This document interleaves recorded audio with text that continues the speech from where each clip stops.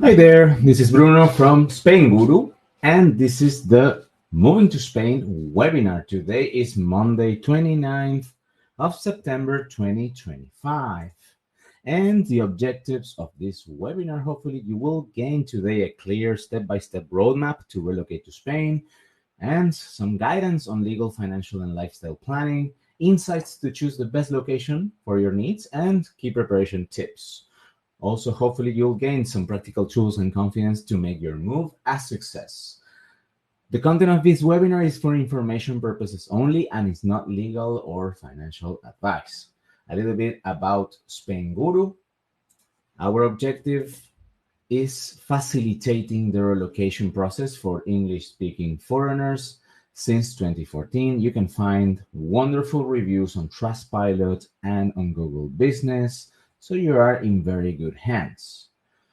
You can use SpainGuru for absolutely free. You can join our weekly newsletter that I send every single Monday, where I feature the top discussions in our Facebook groups and Reddits, and also investigation blog posts. You can watch our videos. I release one video per day on SpainGuru's YouTube channel that has more than 7,000 subscribers.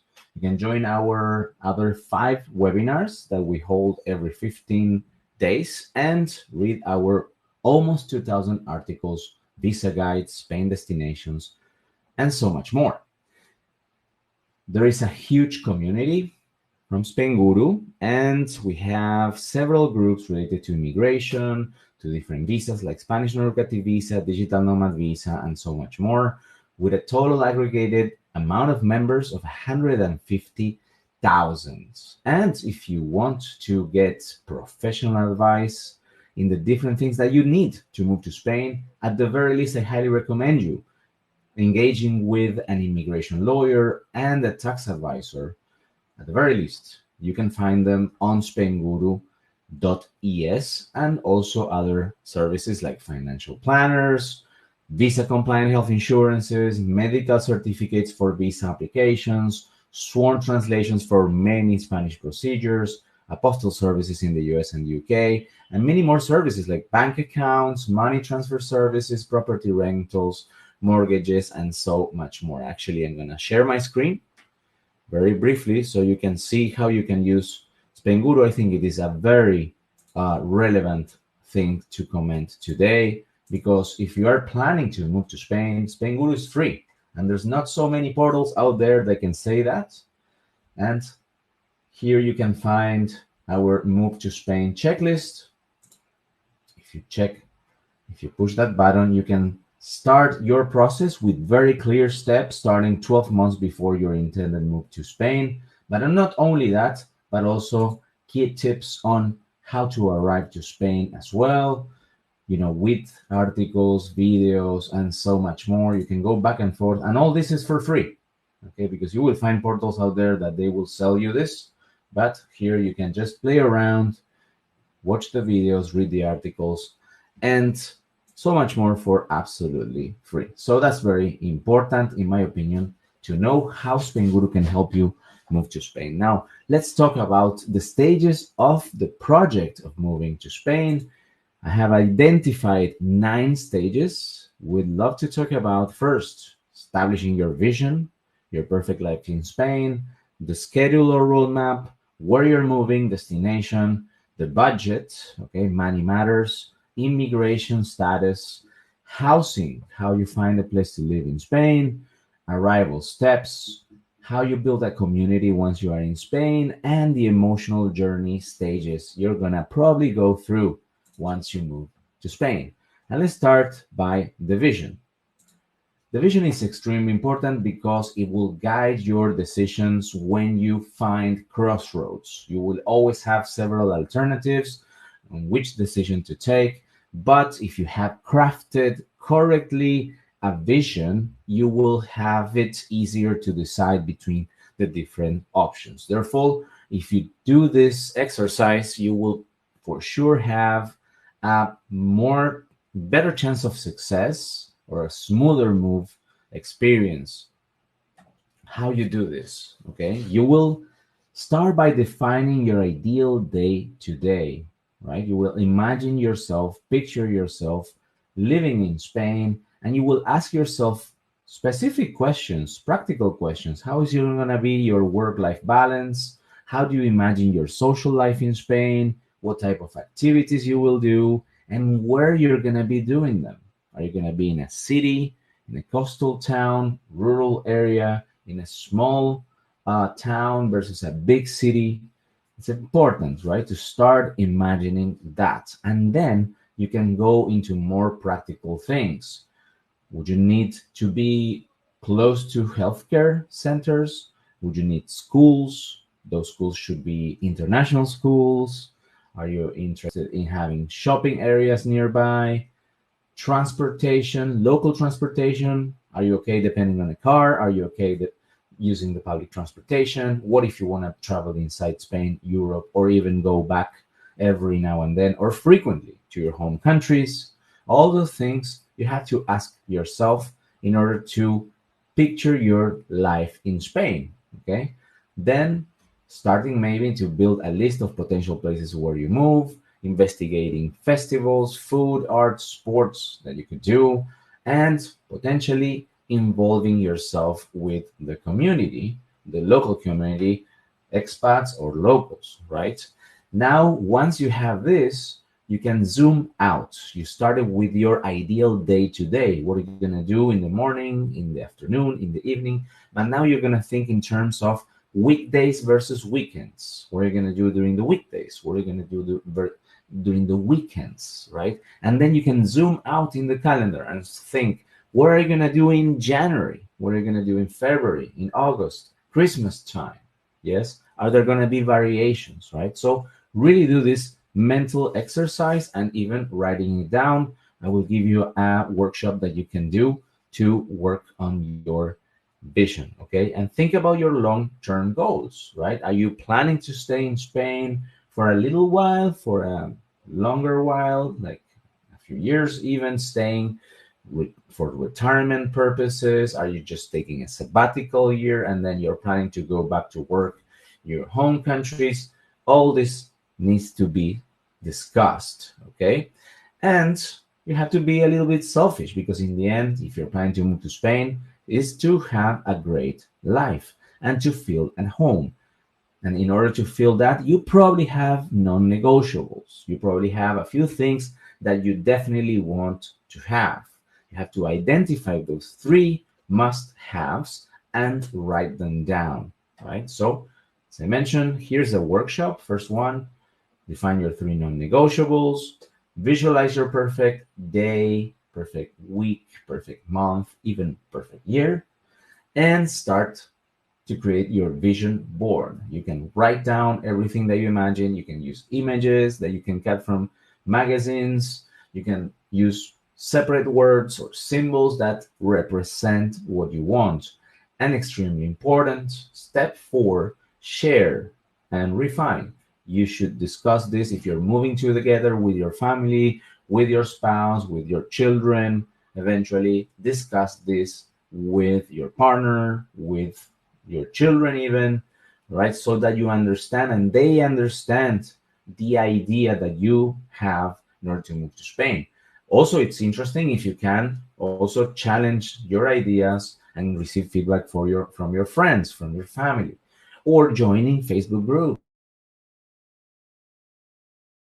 from other expats who did move to Spain before or are in the process of moving. And write those ideas, ask for feedback. This is important, right? And the step 5, we're going to go from ideas or dreams to ideas and going from ideas to planning, right? What can you do in the next 30 days that will get you closer to move to Spain? That is starting to build an action plan. You have a video here. There's the QR code if you want to watch it, or just search on YouTube, SpainGuru, your Spain vision, or build your vision, and it gives you tips on how to work on this. And I think it is sometimes overlooked by many people who go directly to, the planning session or the planning stage. And I think it's important to have a vision so that everyone is aligned and there are no unwanted surprises in the process and after moving to Spain, because things were not discussed enough. Now, you can use many free online tools that will help you investigate further, because you have to go from the dream into an idea and from an idea to planning, right? But before going to planning, you need to check, verify that if your idea is actually realistic. Yes. So in order to verify that, you can use free tools, of course, Google to answer key questions, watching YouTube channels. There's so much information of all kinds of aspects about Spain. Definitely, you can use AI like ChatGPT, Gemini, Perplexity, but also tools like Google Maps are very important in my opinion, and Street View, because depending where you move from, things can be very different in Spain in terms of distances, in terms of dimensions. Yes, it is absolutely different the way that cities are built or designed in Spain or in Europe in general versus United States, for example, where people tend to use the car much more. So those things, if you haven't been in Spain, okay, and or you want to understand and start narrowing down the options where to move, these tools and Street View as well are very interesting, because you can get so much more information, realistic information from the places, okay, in Spain. Then there is Weather Spark, that is a free tool that you can use to compare temperatures, sunshine days, rainfall, muggy conditions, humidity. So everything related to climate, and it's free and it's based in actual real data. Then there is idealista.com, the top real estate platform in Spain and also Italy and Portugal probably. And you can use it also to compare different prices, different areas in Spain, but not only areas in Spain, but also neighborhoods within specific cities. Then there is numbeo.com. I will mention it a few times more. Numbeo.com is a community-based platform where people share the cost for different things. Okay, it could be the cost of a coffee in a bar, it could be the cost of a one-room rental in the city center of a city, etc. So it is a very interesting portal where you can gather realistic prices in order to build your budget and understand the cost of life in the different areas. Then there are the Facebook groups. As I mentioned, SpainGuru has many Facebook groups there, and that you're welcome to join if you haven't done so yet, where you can actually talk to people who are in the same stage as you or more advanced, okay, and gather feedback, gather first-hand experiences. As I mentioned, you can use, of course, SpainGuru.es for all those free tools like the Move to Spain checklist, newsletter, etc., etc. Right? So you have all those free tools that can help you turn that vision into a realistic plan. But in order to build a plan, you will also need to think into the timings, okay, the roadmap and the time frames and the different milestones that you need to accomplish in order to move to Spain. How do you start with this? Well, the first thing that you need to do is to set your intended move date to Spain. That hopefully is not tomorrow, right? Allow time to prepare, right?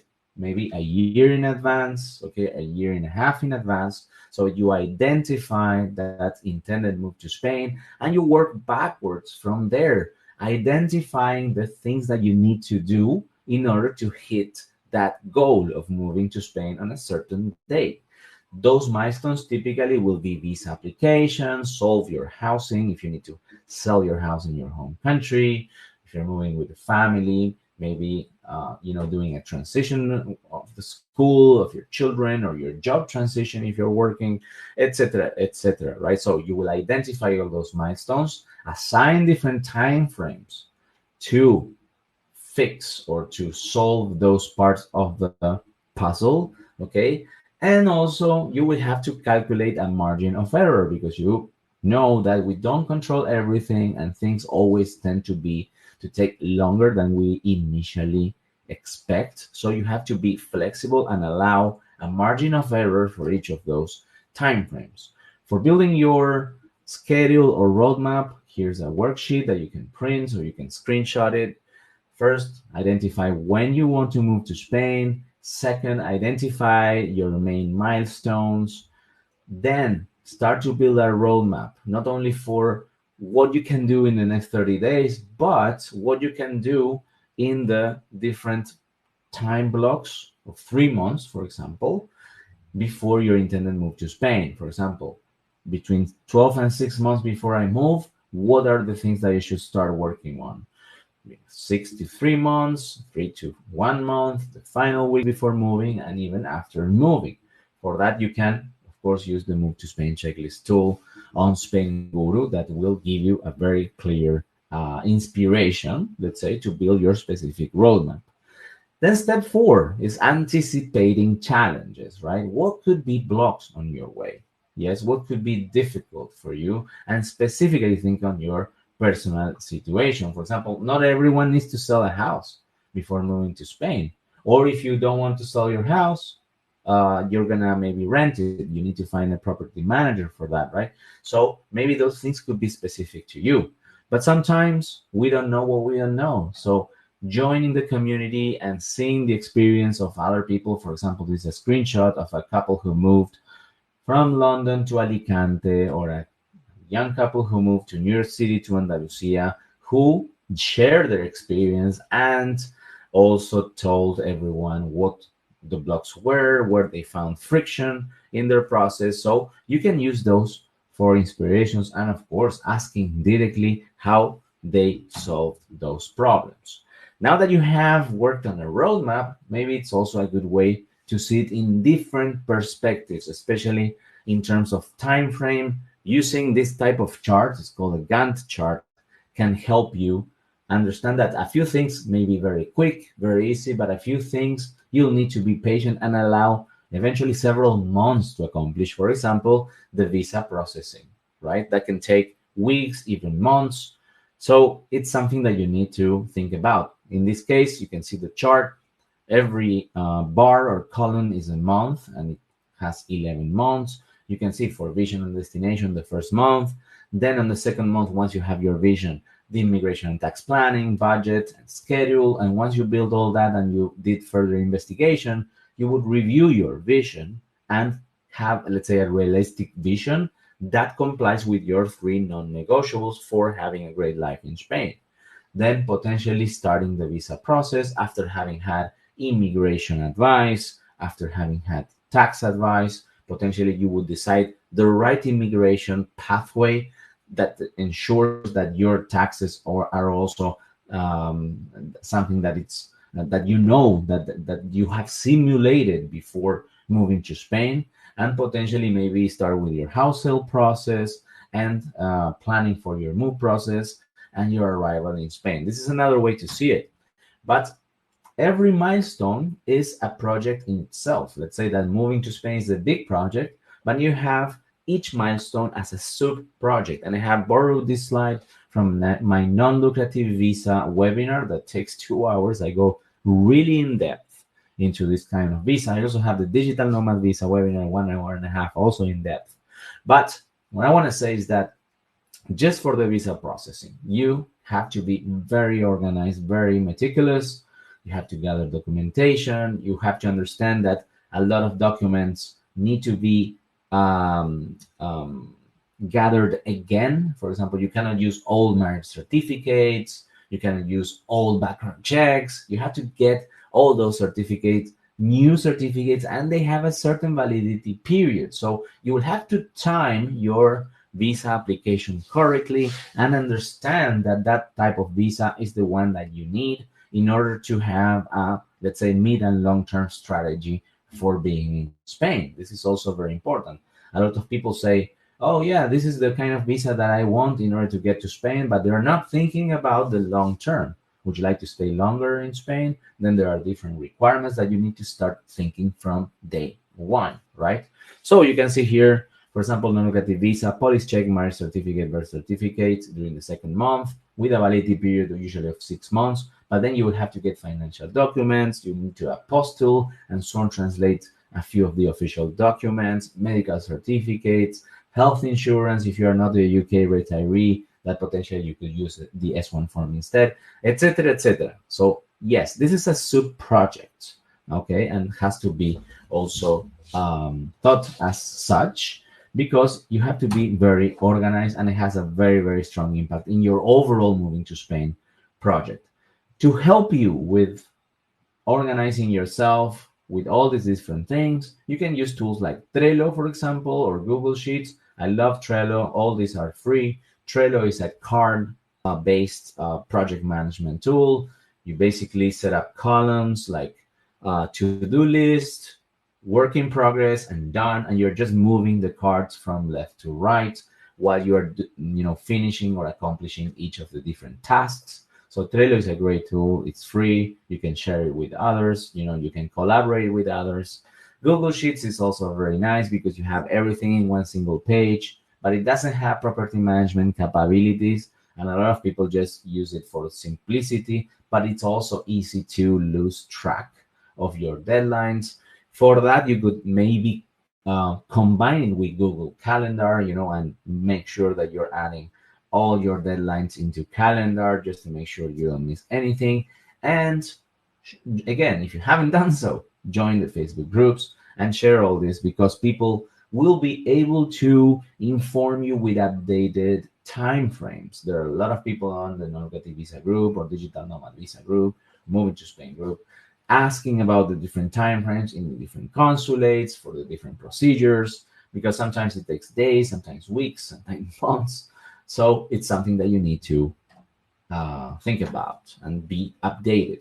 Third, choosing a place in Spain. Destinations, right? What are the key factors you need to think about? Climate and geography, community and culture, essential amenities, okay, and cost of living. Those four things are the basis. Of course, you can go more granular, maybe crime rate, maybe other types of indexes or other types of metrics in order to compare. But those four are, I think, the starting point, right? So it is not the same going to the north of Spain, okay, or living in Andalusia in the south, in close to the coast, or even inside Andalusia. There are different climates, there are different types of terrain, and this is something that you need to investigate and take into account, right? You can see there, roughly there are about 5 types of climates, okay? You have Mediterranean climate, all the way from the northeast coast till Cadiz in the south, or you have the oceanic climate that goes from Andalusia in the northwest, including Basque country, and even taking, as you can see, the Pyrenees that divide Spain from France. And in the center, you have the semi-continental climate. The most important place there is Madrid, but also Zaragoza, right? Those are 2 big cities, probably the only 2 big cities in central Spain, because 90% of the population is concentrated around the coasts. So in order to compare the different cities, and comparing also with your local cities, the cities that you have lived and you have spent probably years, yes, you can use weatherspark.com. As you can see there, maybe it's a bit noisy, but it is very nice to compare. For example, I'm comparing here Valencia against New York City versus Miami, Los Angeles, and London. You can see the chance of clear skies by month. You can see average high and low temperatures, daily precipitation, muggy conditions, and learn things that you didn't know. In my case, for example, I didn't know that Valencia was so humid and so muggy during the summer. I just didn't know that, right? But of course, Miami is extremely humid. So potentially, if you're used to it, that is not a deal breaker. So all those things, it's great, trying to find, let's say, red flags or deal breakers or things that could be a little bit too extreme for you to consider that place to be in your list of preferred places where to move to. Another factor that many people don't think about is the terrain, yes, the orography, or let's say the mountains or the hills, right? Because Spain is actually extremely rugged. It is considered to be like the second most mountainous country in Europe, yes, and those mountains usually get like quite deep into the cities, yes, usually, yes. So it's important to understand that the information that there is online is about like accessibility for people with wheelchairs, stuff like that, but this doesn't have to be, you don't have to be in a wheelchair to be, let's say, so that this factor is interesting or important to you. For example, I have two small kids, 3 and 4 years old, and I push the stroller and everything. I prefer to live in a flat place generally. So studying the terrain of each of those cities, hopefully I will soon release a video with this information. For example, this is Malaga, so that you understand what neighborhood could be interesting for you in this for this particular metric. Okay, that's important, right? Other things that you can do is joining joining communities, okay, like Facebook groups, but not only for immigration, but specific, for example, expat groups in specific cities, and see what they're talking about, right? Starting to learn about the local news, the local discussions, what things are going on, right? But this is, of course, once you have, let's say, narrow down your list of possibilities, yes? Joining and using the free portals like Idealista.com and Fotocasa that have so much information in terms of, for example, of budget, okay, the rental costs, the purchase costs, okay, those are great to find housing options. Then you can use Numbeo.com to go granular in each of those cities to understand the cost of life, yes, and think about potentially, if you have the possibility, to do scouting trips in Spain. The longer you spend in Spain, the better it is to get a real picture, and in order to review again your vision for your life in Spain, because maybe you had, you made yourself ideas about a specific place, but then you find out that reality is a bit different, right? So you have to be careful on that, because you don't want to be surprised once you move to a specific place. And to find, let's say, things that you weren't considering that have a strong impact on your vision, right? So that's very important that you consider doing scouting trips in Spain. Remember that every physical presence in Spain, regardless if you're a tourist, regardless of your immigration status, counts towards Spanish tax residency. You become a Spanish tax resident once you go over 183 days of physical presence in Spain since January 1st to December 31st. Therefore, if you're going to do scouting trips at the beginning of the year, and then you potentially would move to Spain holding a visa, remember to count the days in Spain that you were as a tourist towards your tax residency. That's important, right? And in order to help you with choosing a place to live in Spain, to move to Spain, you can use SpainGuru.es destinations. This is, you will find 13 different destinations here. And I think I am covering about 95% of the places where usually expats move. If you go here to move to Spain, Spain destinations, you will have divided the map of Spain into different areas. Yes. North, central, east, south, and the islands. And here, for example, you will find Madrid, you will find Malaga and Seville. Of course, many websites have this information, but I try to condense the important stuff, thinking about someone who is potentially, considering this place to move to, not just to visit that's a tourist or anything. Like, why move to Madrid, the pros and cons, okay, the weather, direct link to Weather Spark comparison, direct link to Numbeo in Madrid, direct link to rentals in Madrid on Idealista, etc., etc., and tools that you can use. Very, very condensed information if you're trying to compare places where to move to. Definitely, I think it's also a free tool that I'm offering you that I think adds quite some value, because you get all the information very quickly. It's 13 guides there, potentially places that you haven't heard before, and you potentially need to consider. Yes. Also, you will find videos and information of all kinds once you go in there. And this is the top video that I have, where I compare the Spain's top destinations for expats moving to Spain in 2025. Now let's talk about budget, right? Money matters.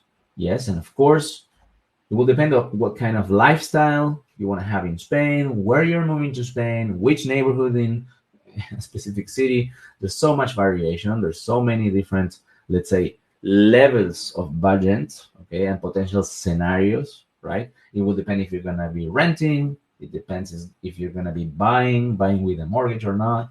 So many variations. But once you start thinking about moving to Spain, you will have to build a budget. You will have to have into account one-time costs, yes, one-off costs like visa fees, moving and shipping costs, deposits, initial setup expenses, and then you will have to think about recurrent expenses like rental mortgage, healthcare, utilities, groceries, and schooling. That's why building a budget has to be a budget for at least 1 year, right? And every month you will have different lines or costs, and each month you will have to consider paying for those different expenses that can be recurring or one-off, right? As I mentioned, depending where you move and how you move, you have different cost of living variations. You can use Numbeo and Idealista to help you build your budget. Yes, and something that many people forget is about taxes. Taxes in Spain tend to be high, and you will have to have cash for paying them, right? And you have to understand the calendar of those taxes in order not to miss a deadline and in order to have enough cash to pay those taxes when the authorities require you to pay them, right? And that has to be in the budget. That's also very important thing to think before moving to Spain, right? So you will create this budget, but also not only you will create this budget thinking about all these things that I mentioned you, but also think about the potential risks. Okay, what are those risks? Well, anticipating currency fluctuations. Lately, Americans are very frustrated because the dollar is quite weak. It was always like this for the first 20 years, I would say, of the euro existence. But in the last, within the last 5 years, during 3 years, the dollar and the euro were very, very balanced, very, the same basically. And people forgot that this can change anytime. So I hope that you also plan accordingly, because if you're moving with another currency than the euro, then there's going to be fluctuations. Be careful with that. Banking challenges, costs of banking, it's also important. Yes, things that you need to have into account is renewals of your visas. If you're moving to Spain, usually there are financial thresholds that you need to meet in order to move to Spain. If you're retiring in Spain with a non-rotative visa, you have to face renewals of your visa, and you need to prove that you have enough funds or income to support yourself during the period of renewal, right? So all those things, you need to think them in advance. And that's why I think it's so important to have immigrations and tax advice when you are planning to move to Spain. And of course, you can find them on SpainGuru.es, personally vetted by me. So it's important that you think about all this. Challenge your lifestyle using Numbeo, okay, numbeo.com, so you can see, let's say, the updated prices for the different things in Spain. Yes, that can change because after COVID, everywhere in the world has seen a lot of inflation. So really, like every year, it has been changing. Now the inflation in Spain is about 3%, which is not very high, but it's not low. So it is increasing, yes. And Spain has become more expensive in the last 5 years. Yes, especially now that the currency, for example, for Americans, that the dollar is weaker. So all those things you need to have into account, right? So yes, think about all this. And to summarize, think about your lifestyle. Think about renting versus owning. They have a strong impact in your budget. Okay. Think about if you're gonna buy property, if you're gonna be paying the full property, or you're gonna go into debt via mortgage. Okay, because those factors have a very strong impact. And also, healthcare is quite important depending on your situation. It's also something to think about, right? And in order to help you to build the budget, you will find that inside the Move to Spain checklist, the third card in the first, moving to Spain, there is create a relocation budget, where you can find several videos, and you can find a tool that I created. It's a free tool. It's basically a Google sheet where I list all the main things that you need to have into account, of course, to help you inspire you build your own budget. But yes, you can download this anytime and just fill it yourself and create your own budget. You have a starting point there, and it's free. Very important. It's absolutely free, like everything on SpainGuru. Now let's talk about tax planning. As I mentioned before, if you become a Spanish tax resident, you will be liable to pay. Just a quick moment. Over 60% of you watching right now aren't subscribed. That's a lot of people getting value without hitting that button. If my videos have helped you understand Spain's immigration process, visas, or life here, even just once, please subscribe now. I'm working hard to reach 10,000 subscribers by the end of 2025, and your click truly makes a difference. Thanks so much. Now, let's keep going. Taxes to the Spanish authorities on your global income and potentially on the net value of your assets. There's 3 conditions to become a Spanish tax resident, and if any of those apply, you could be deemed to be one. The most important if you spend more than 183 days physically in Spain in a calendar year, but also if your main income source comes from Spain or if your family lives in Spain. Most important taxes to have in mind is the income tax with progressive tax rates from 19% to 47% due on June 30th, the annual tax, income tax. Then there is the regional wealth tax that applies for certain net value of your assets thresholds and will depend where in Spain you live. Madrid and Andalusia are the most favorable. Basically, they don't have a regional wealth tax. Then there is a national solidarity tax that luckily kicks in at a much higher wealth threshold of 3 million euros plus deductions, etc. Then there is the yearly Modelo 720 or assets abroad declaration, where Spanish authorities have to be informed of your assets outside of Spain, depending on each category of assets. If the threshold goes over 50,000 euros, you'll have to declare those assets. To give you an example, if you have 10 bank accounts outside of Spain with 5,000 euros in each, the total bank account category will have 50,000 euros. So therefore, you need to declare all those 10 bank accounts. There are categories for real estate, cryptocurrencies, etc. Right? Then there is the capital gains tax. Yes, especially if you're planning to sell your home in another country and you sell it during the same tax year in which you become a Spanish tax resident, you would be potentially liable to pay that capital gains tax in Spain with progressive rates that go from 19% to 30%. Then there are other typical taxes like inheritance and gift tax. These are regional taxes. Transfer tax if you plan to buy secondhand property in Spain. EV, this is the property tax once you are a property owners.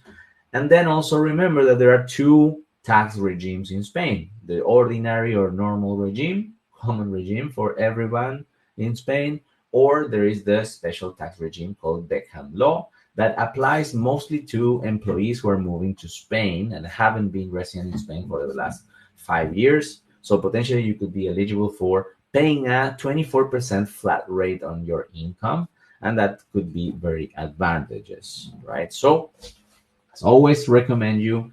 There's so many implications and variations depending on your personal circumstances. It's always very important to run a tax simulation before even deciding to come to live to Spain. Do your calculations and know what to expect. If you want to know a little bit more about taxes in Spain, you can join my Spanish tax webinar that I hold every 15 days. Yes, and also I send you recordings of all my webinars if you want to watch them again, and there's always a Q&A session at the end. Now let's go with the 5th stage, which is immigration. How and what immigration status do you plan to move to Spain? I always say, don't think on a short-term view. Always think on a long-term basis, right? If you want to stay in Spain for several years, potentially get the long-term residency, potentially even have the option to get the Spanish passport, which is a great European passport to have, you need to define a long-term strategy, right? Just don't think only how to get to Spain, but also think about how to stay in Spain. A little bit like playing pool. You need to know where what you're gonna do in your second hit. Okay, once you hit the first ball, what are you gonna do with the next move, right? Think about that in those terms. Anyways, the most important or common or popular visa options is the non-lucrative visa for non-EU passport holders who can live in Spain without working. Then there is the digital nomad visa, recently released type of visa in 2023 for remote workers who work for non-Spanish companies. Then there is the work visa, okay, the ordinary work visa to work as a freelancer or working for another company. There is the student visa, which really won't grant you a residence permit. It will give you a permiso de estancia that doesn't count for citizenship and counts half the time for the long-term residency. So be careful with that. There was the golden visa, but if you didn't know, this program was phased out on April 3rd, 2025. So there's no longer the possibility to invest in a property or other assets in order to gain residency in Spain. But there are alternatives. And if you want to hear about alternatives on other EU countries, like potentially Portugal or Greece, you have the free webinar that my friends from Homeborn Assets hold every month, and you can join for free on SpainGuru.es/webinars.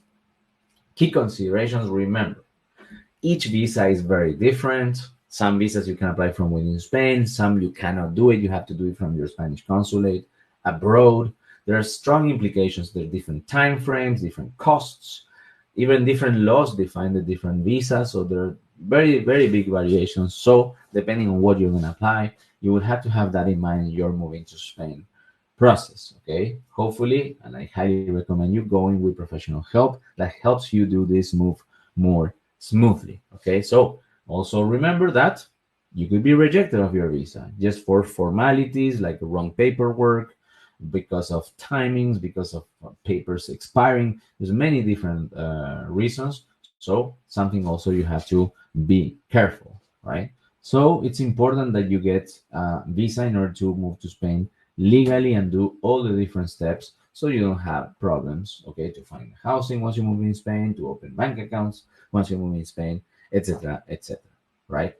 So you have to be very organized. You have to gather these documentations, okay, official documentations. Be careful because many of those documents will expire. They have a validity window, okay? So when you submit them, they have to be valid.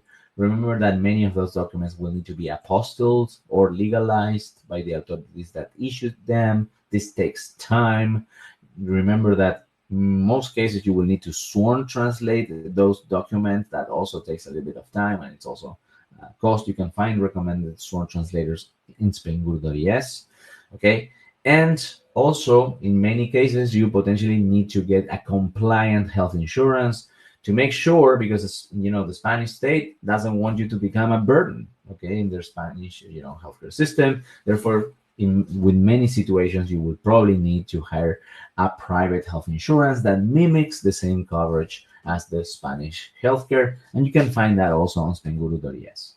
If you want to know more about visas, I have 2 great webinars. Not that I say they are great, but you can see the reviews out there, hundreds of reviews, dozens of reviews saying that these webinars are useful. Non-lucrative visa webinar and digital nomad visa webinar, and they are, of course, absolutely free. Let's go with the next one, housing. Number 6. The best I recommend you is to arrive to Spain and rent. Don't buy very immediately, okay? Unless you know the place very well, okay? And you're sure that this is the right decision and you want to stay in that place for good, okay? Because it is a very illiquid asset. There's a lot of taxes involved. You cannot just buy and sell and buy and sell just like that happily, because you will have a lot of taxes to pay. It's going to be a costly mistake, right? So why I tell you that you need to rent when you arrive, in my opinion, I highly suggest you doing so, because of flexibility, okay? Because if you don't like it, if you're not happy, if your life circumstances change, if your vision was wrong, okay, or your ideas were wrong to the reality, didn't match reality, you can just leave, okay, and change for another place, right? Or even maybe you made a wrong decision about the neighborhood in the city. You say like, oh, this neighborhood, whatever. You start living there and you just don't like it, but you understand that living in another part of the city would be actually much better. It would be very important change in your lifestyle, right? So renting will give you that starting base in order to take the right long-term decisions, right? And of course, buying, and soon I will release a video about like the financial things about the difference between buying and renting. Obviously, buying in the long term will save you money, okay, and it is an investment, especially because prices in housing in Spain are rising all the time. Okay, there's a, there's not too much supply, so buying could also be a good decision in those terms, but of course, it's not a flexible way to come in. So consider renting short term, once you're sure, renting long term, and once you're sure, potentially buying a property if you want and if you can. For this, you can use idealista.com to understand the different costs. Okay, as you can see there, Madrid, Barcelona, Malaga, Balearic Islands have high prices in general for rentals, for buying. But if you look there, there is a zoom in map of Valencia. You can see that the city center and just close to the Malvarrosa beach, those are expensive areas. There are a few that are not that expensive, but there's probably a reason why they're not so expensive. So you investigate further into those different possibilities. Okay. Now, also you need to have into account seasonality, especially in the coast. Summer months are high season because of tourists, so there is less supply, the prices go higher. Many landlords, rent for the midterm outside of the high season, but then during the high season they rent for tourists. This also can have an impact on how to find a good place to live. In Madrid is the contrary. In the summer is the low season because all the Madrileños leave the city on holidays and they go to the coast or somewhere else, right? Another thing that you need to have in mind is the existence of scams. If you're using these portals, you need to understand that these portals are not perfect and there are scammers out there. So be careful with that. There could be misleading listings, duplicity of listings, okay, like our properties, because some properties are offered by different realtors, okay? And these are things that you need to have in mind and understand that the realtors here in Spain may be working a different way than they work in your home countries. Here, the realtors usually work for the landlords and for the sellers. Okay, this is where they get directly or indirectly their commissions, and there is no exam to become a realtor. There is no certification, no ID. Okay, and they don't have access to all the properties in their market. But the way realtors are working here is that they convince landlords and owners to sell their properties through them, and they are mostly interested in selling you or renting you the properties that they have in their portfolio, not the best property in the market for you, right? Because they wouldn't get a commission for selling or renting that property, right? So this is important and very different from the States, for example. It's very different. So once you understand all this, you have to also pay attention to the legality, to the contracts, okay? The law in Spain, there's a big controversy here in Spain because the law protects a lot tenants and landlords are very unprotected. So landlords are quite paranoid about who they're renting their properties to. And as you can see here, a few screenshots from SpainGuru's group. People who don't have work history or financial history in Spain are facing some trouble to find a place to live. Why? Why is this happening? And I try to put it simply. There's strong tenant laws, okay? So there's a fear that if the tenants stop paying the rent, yes, it is very hard to evict them. It could take months or years. So the landlords demand a default payment protection insurance in many cases, and the companies who provide this type of insurance will demand Spanish work history, which by definition, if you're moving to Spain, don't have. Therefore, for example, non-lucrative visa holders lack this history, but not only non-lucrative visa holders, but anyone who hasn't been working in Spain, just moved to Spain, has a hard time to get this default payment insurance. Therefore, landlords many times will hesitate to rent to people who don't have work history in Spain. So this happens, But it's also true that I never heard that anyone came to Spain and said, I had to return to my home country because I didn't find a place to live. No, in the end, you will find. But you have to know that there are potential blocks on the way that you will need to solve.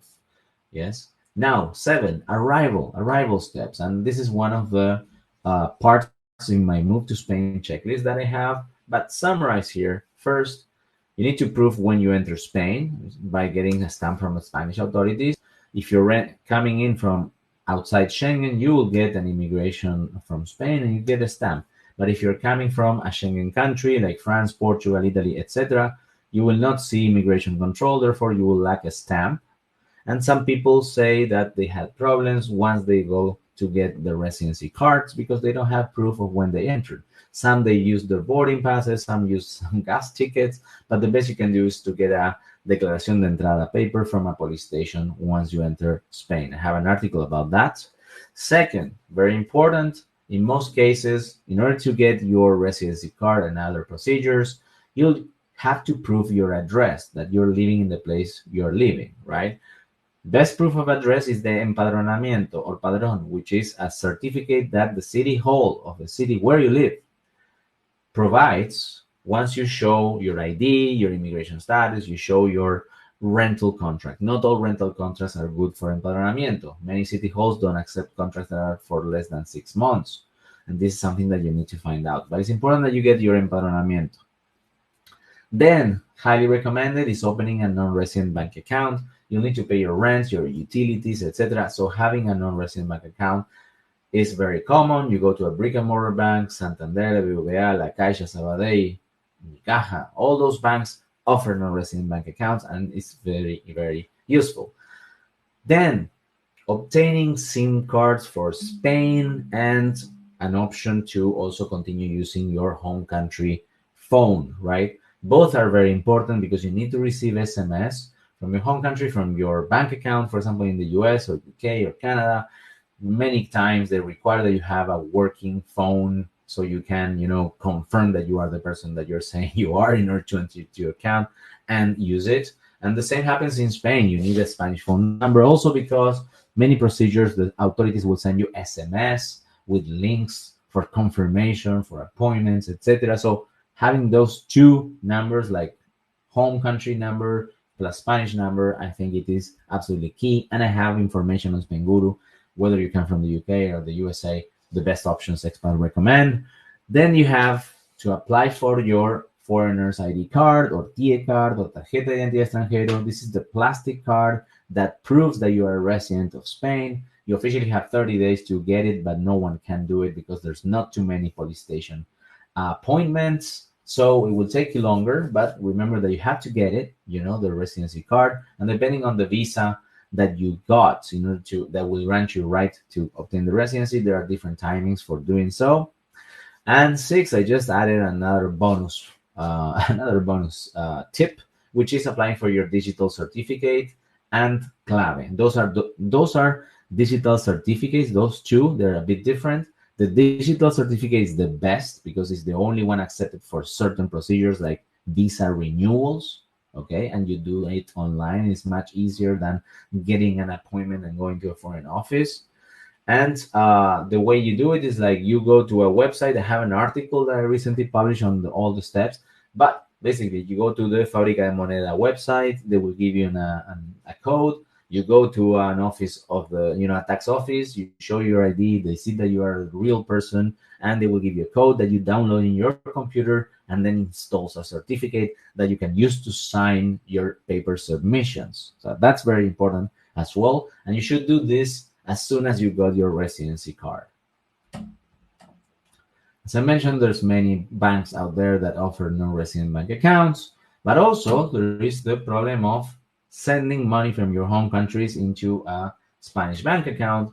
What many people do is, for example, you have dollars and pounds in your origin countries or Canadian dollars. You open a Wise account. Okay, Wise account has different, let's say, bank accounts in those different currencies, and you can send dollars, for example, without fees to the US dollar account in your Wise platform.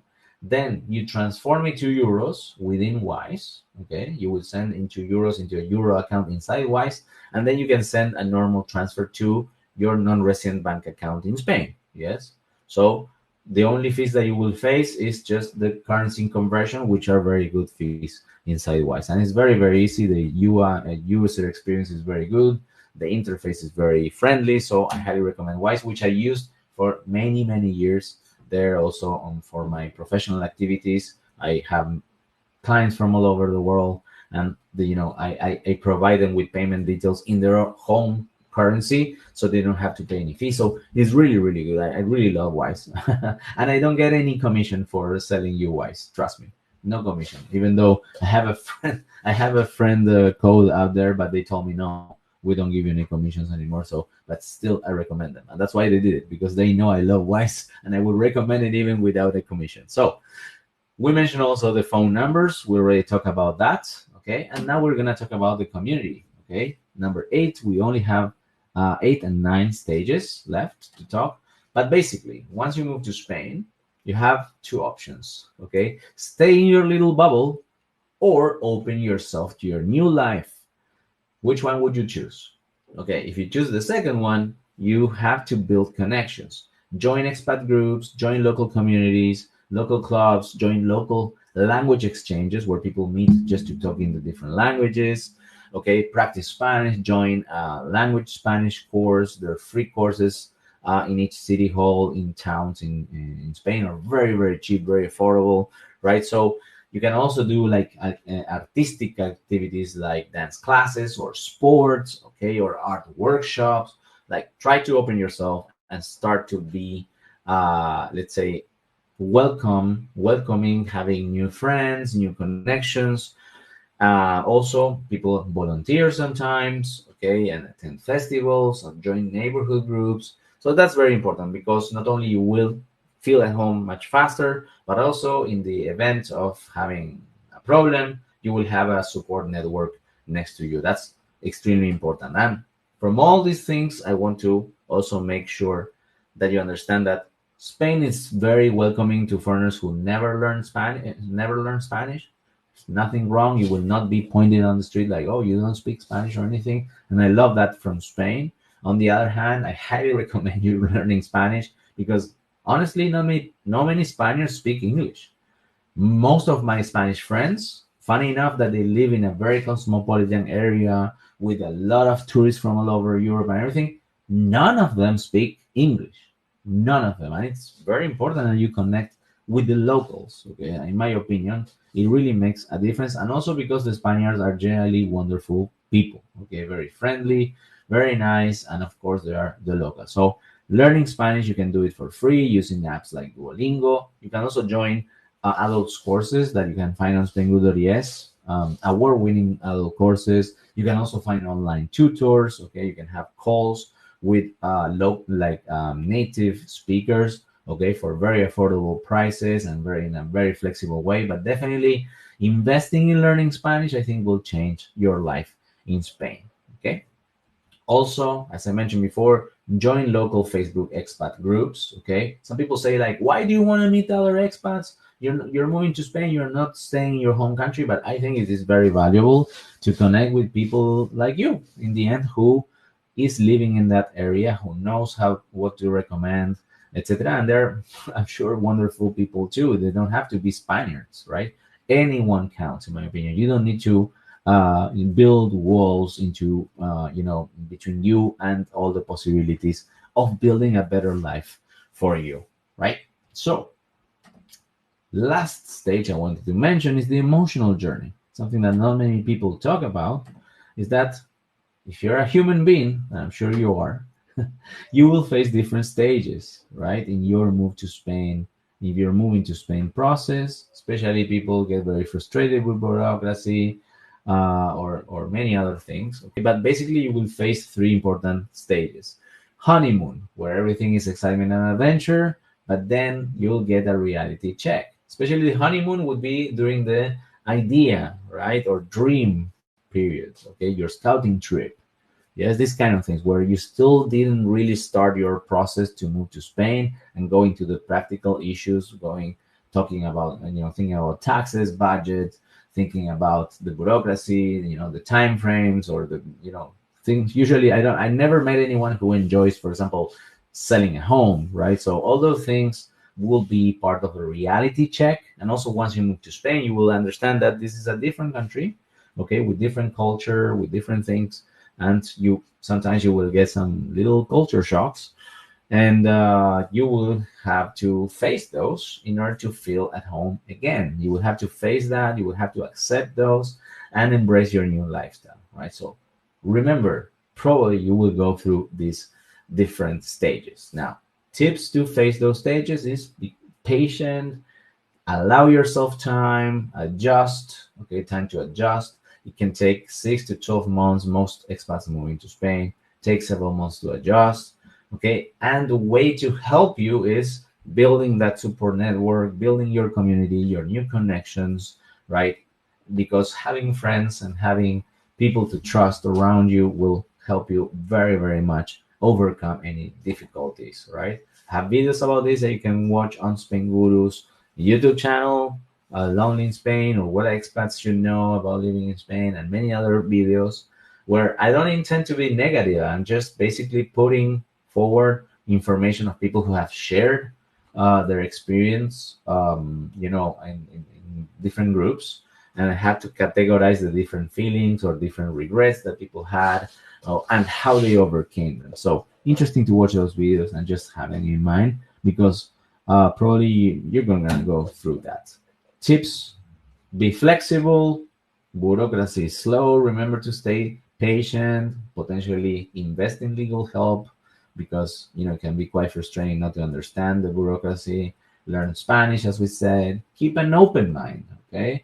Spain is a Western country, is a Latin country. Sometimes, people from abroad think that the culture is the same, but no, it is a different country, right? So there are things that you will need to understand. And building support network, and investigate, prepare, do scouting trips. Okay, try not to, come here with an idea or a dream, but with a proper plan that suits your vision. Yes, with those non-negotiables. Now let's recap. We saw vision, schedule, destination, budget, immigration, housing, arrival, community, and emotional journey. All those 9 things we talked about today.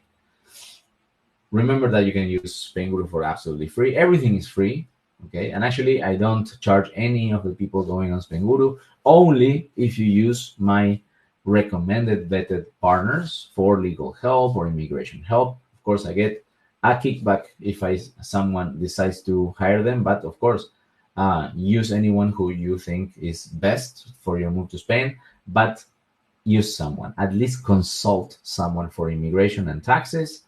And that would be the very minimum I would personally do if thinking about moving to Spain. I've seen enough stories of people who got disappointed or got surprised because they didn't do their little homework before moving to Spain. There are articles out there of people who move to Spain and then say, like, I want to go back to my country, blah, blah, blah. But you can perfectly see, if you read it between the lines, that those people didn't do their homework, right? As I mentioned, you can join the newsletter, join the free webinars, read the checklist, read about the Spanish destinations, and if you need the vetted partners, you can find them there on the top menu on services, immigration experts and tax advisors, and many more services. Let's stay in touch at hello@spainguru.es. You can always send me an email. I always answer my emails, and at least if I don't know the answer of your question, at least I will point you in the right direction. I will share it with you, resources, articles that are on SpainGuru potentially, or videos on YouTube, partners that could help you solve that problem. Yes, you can count on me.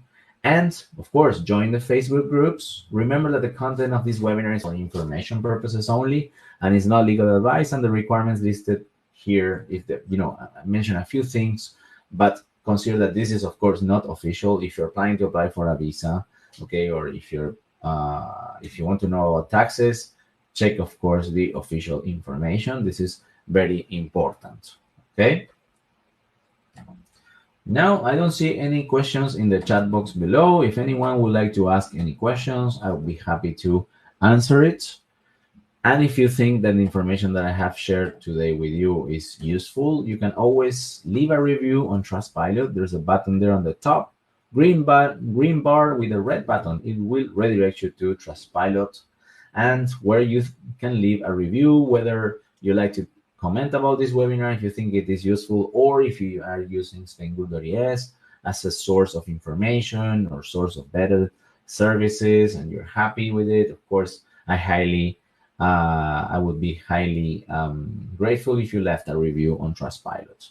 Otherwise, I see you around. I wish you a great week. Stay in touch. Send me an email if you wish. I'm happy to help. And I will send you the recording in a few hours. Once I upload the video to YouTube, you will receive in your email the link so you can watch it again. I can see that there is a question coming in. Nice. There you go. And Jade. Thank you, Jade, for joining today. Getting a rental. Do you think getting a rental reference letter from my landlord in my home country would help? Yes, it would definitely help. Of course, it wouldn't be against you. Yes, and you know, I don't know the language of your home country. Make sure to translate it, maybe. Okay, but yes, the thing is, for example, if you compare, for example, USA with Spain in terms of rentals, in the USA, there's so much information online and so much information via certificates. For example, if you are going to rent to someone as a landlord, you have access to an eviction history for that person. You have a credit score, so you know whether that person is financially healthy based on its debt. You have so much information, right, online. Therefore, it doesn't matter who that person is, and you don't have to even see their face, or you don't have to like them, let's say, or just you see that that person can pay for the rent. You can see that this person never had any trouble, that they are good renters, etc., and you rent them out. Yes, and if you have a trouble, usually depending on the U.S. state, the eviction process is much shorter than in Spain. Therefore, it is much better, in my opinion, to rent in the US. But in Spain, you don't have all those tools. As a landlord, you have to talk with the tenant, and basically the tenant has to convince you in many cases, because there's no history there that you can check. You don't know about that person. You don't know if that person will end up paying, stop paying rents after 2 months or 1 month. So the more trust that you can build using all the tools that you have in your hands, the better it is. Definitely, it will always help. Okay. And having that, having a letter from a previous landlord, maybe you don't need to use it. Maybe you can rent without showing it, but it's good to have it, of course. Yes. So yeah, definitely, that's a good question. But definitely, yes, the answer is yes, it would potentially help you, right? Great, thank you. Okay, well, that was the only question. Fantastic. Let's stay in touch, everyone. Thank you for joining. I'll send you the recording very, very soon. Have a wonderful day and week. And if you want to leave a review on Trustpilot, I'll be crossing my fingers for you for your Move to Spain project. Okay, that it becomes a reality. Yes, I will be sending you good vibes from here, from Malaga, if you leave a good review on Trustpilot, of course. And if not, also, doesn't matter. All right, take care and see you around. Bye-bye.